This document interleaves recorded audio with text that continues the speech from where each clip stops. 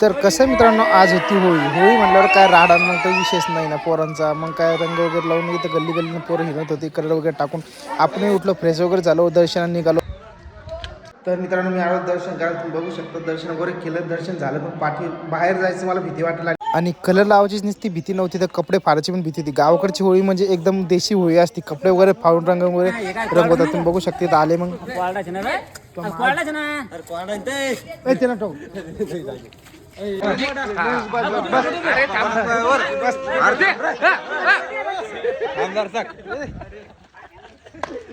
मग काय सगळे मित्र परिवारानं आपलं टाकून टाकलं, रंगून वगैरे कोणतं वंगण लावलं, काय लावलं काही समजलं नाही. पुढे चेहऱ्यावरती लावून टाकलं. मग काय आपली पण बारी होती. आता सगळ्याला बाकीच्या रंगवायला आपण पण सुरुवात केली होती.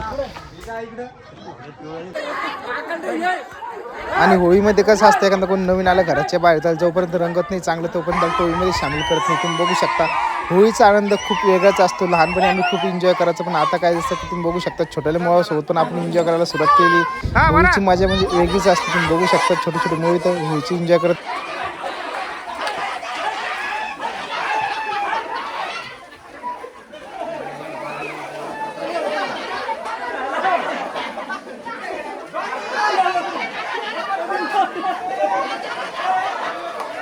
होळी बघू शकता किती भयानक पद्धतीने साजरी करत आली. तर मोटर चाली, मोठीचं पाणी देण्यासाठी उडी पडलेली. वार इकडे मोटर तुम्ही बघू शकता काम चाललं होतं. याला म्हणतो होळी.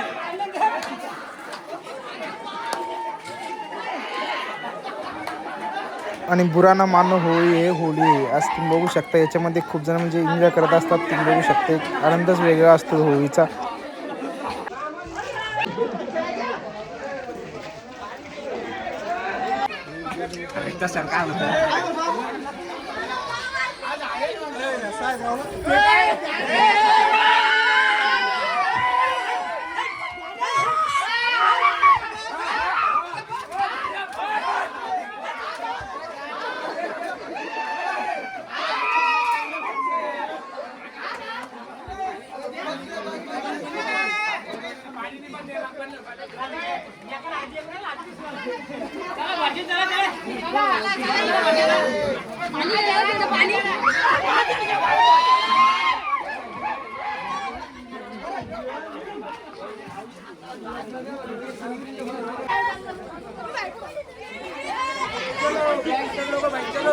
तर अशा प्रकारे आमची काही तुम्ही बघू शकता मुलांना व सगळ्यांना आनंद घेतला होळीचा. अशा प्रकारे होळीचा धुरंडाचा आनंद घेऊन आपली होळी साजरी केली. तुम्ही पण होळी साजरी केली का? तुम्हाला होळीच्या हार्दिक शुभेच्छा.